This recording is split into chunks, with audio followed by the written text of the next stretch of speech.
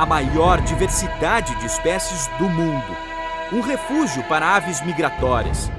Um lugar onde as onças pintadas andam livres. E jacarés gigantes vivem bem alimentados com a fartura de peixes. Muitos ainda nem descobertos. Tudo isso na região do Médio Solimões, um trecho protegido da Amazônia que nós fomos conhecer. Para encontrar o paraíso da vida selvagem, partimos numa viagem sem estradas. De São Paulo, chegamos a Manaus e daí tomamos outro voo. Chegamos em Tefé. Nós estamos a mais ou menos 600 quilômetros de Manaus e para chegar aqui é assim como a gente fez de avião ou então de barco. Sol muito quente e já que a gente falou em barco, vamos pegar o nosso barco agora? Bora! Pegamos carona com o pessoal do Instituto de Desenvolvimento Sustentável Mamirauá, o maior centro de pesquisas da Amazônia. Navegamos por águas calmas, outras nem tanto. E assim chegamos a um rio barrento, os Solimões, que vai formar o Amazonas. Nossa primeira parada é na Base Científica Horizonte. Aqui encontramos os pesquisadores que estão em busca dos parentes da tartaruga da Amazônia. Obrigada a você por vir nos visitar e conhecer o nosso trabalho.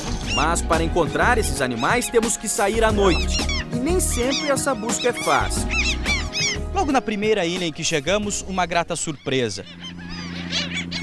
É com essa sinfonia das gaivotas, no meio do rio Solimões, que nós vamos seguir as trilhas dos quelônios da Amazônia. Os quelônios são a família da tartaruga. Até que tivemos sorte. Encontramos uma iaçá, espécie local menor que a tartaruga da Amazônia.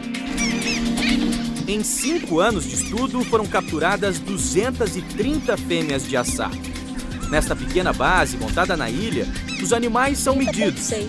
A gente vai fazer a marcação e a biometria, que é medir e pesar a iaçá. Os dados ficam registrados e podem ser úteis no caso de uma recaptura. 16.1 traz uma série de informações sobre a biologia, a dinâmica populacional dos indivíduos. Saber se eles estão voltando para a mesma praia. A iaçá parece mesmo com a tartaruga, mas de perto dá para notar algumas diferenças. Eles têm a pata com as membranas interdigitais para facilitar a natação, mas ainda não é realmente modificada para nadadeira como é o das tartarugas marinhas. Agora os pesquisadores encontram um tracajá, bicho maior que pode viver tanto quanto um homem.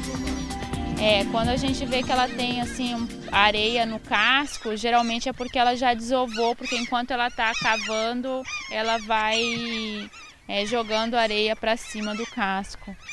Então a gente, quando pega ela descendo assim, a gente já captura e aí depois a gente vai atrás do ninho para marcar o ninho dela. Então vamos lá, porque senão vai entrar na água e não vai... Opa! É feroz. Além de bem maior, tem unhas ou garras mais afiadas. O estudo desses bichos vai permitir saber que impacto o homem tem na sobrevivência da espécie. Outra ameaça ao tracajá é o uso dos ovos, tradição em pratos regionais. Retornamos à mesma ilha ao amanhecer. Aí sim deu para entender o porquê daquela sinfonia noturna. Na praia, super lotada, o trabalho parece até meio ameaçador. O capacete é necessário só para se proteger das gaivotas, que na verdade tentam intimidar a gente. Para defender isso aqui, ó, os ovos, a continuação da espécie. Centenas de ninhos como esse estão espalhados pela ilha. A quantidade de ninhos é proporcional ao número de aves.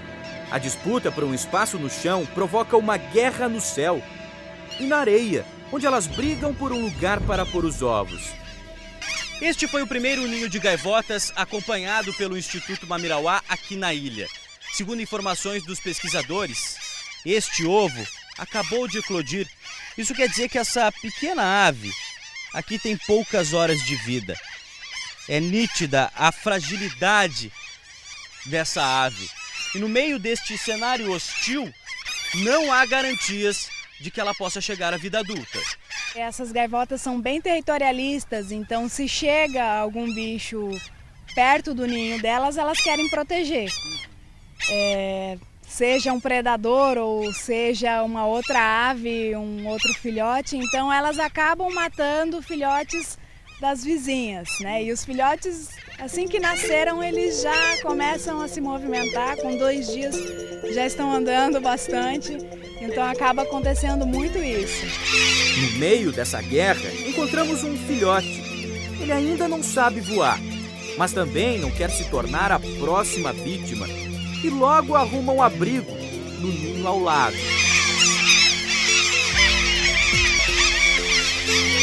Os pesquisadores acreditam que essa superpopulação ocorre aqui porque não há predadores.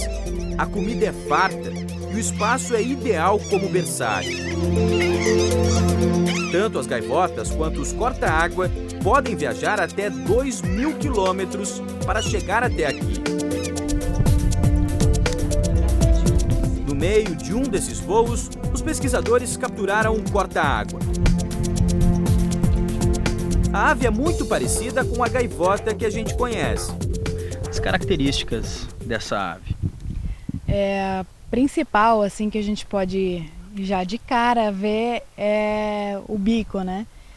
Que a parte inferior... Opa! É um bico pontudo, afiado. A parte inferior é mais comprida que a superior. A gente pode ver quando eles estão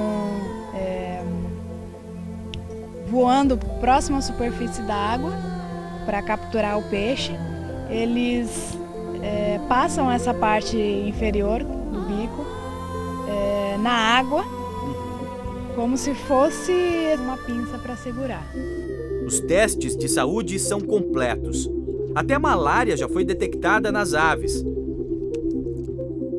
Mas procedimentos simples também fazem parte da bateria de exames. Aqui, ó, piolho que ele tem na pena. Anilhas são colocadas nas aves para rastreá-las. Para onde elas vão? De onde vêm? Quem sabe a conclusão venha no próximo período de seca, quando elas voltarem para este mesmo berçário. Todos os anos, essas espécies têm se reencontrado. Aves e quelônios que se reproduzem no mesmo local. O problema com relação às tartarugas é um possível desequilíbrio entre a quantidade de fêmeas e machos. Este é um pequeno termômetro que vai dentro do ninho ou da cova. E é muito importante os pesquisadores saberem a temperatura dessa areia, porque é a temperatura que vai definir o sexo do futuro animal. Quanto maior a temperatura de incubação, maior o número de fêmeas geradas. Com a temperatura média do planeta em alta, há risco para os animais. Pode ser que futuramente a gente tenha um grande número de fêmeas e poucos machos, o que não é interessante para a conservação, né? A cultura de consumo da carne dos quelônios também põe a espécie em risco. Por isso é fundamental o apoio dos agentes de campo do Instituto, como José. Ele mora numa comunidade ribeirinha que fica a poucos quilômetros da praia. Começou como voluntário do Mamirauá e hoje ajuda a conscientizar a população local. Se a gente deixar de conservar esses animais, com certeza lá no futuro isso vai desaparecer, né? Na luta pela preservação, os especialistas levam até ultrassom para a floresta, aparelho que ajuda a descobrir mais sobre a reprodução dos quelônios. Um trabalho detalhado, cuidado essencial para preservar as espécies. Bacana ver a captura, né? Mas já que o pessoal já terminou o trabalho, tá na hora dessa belezinha voltar para a água. Tem muita vida pela frente ainda.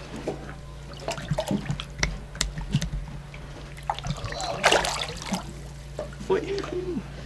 Na reportagem de amanhã, um bicho das águas que mete medo em muita gente. É o gigante jacaré-açu.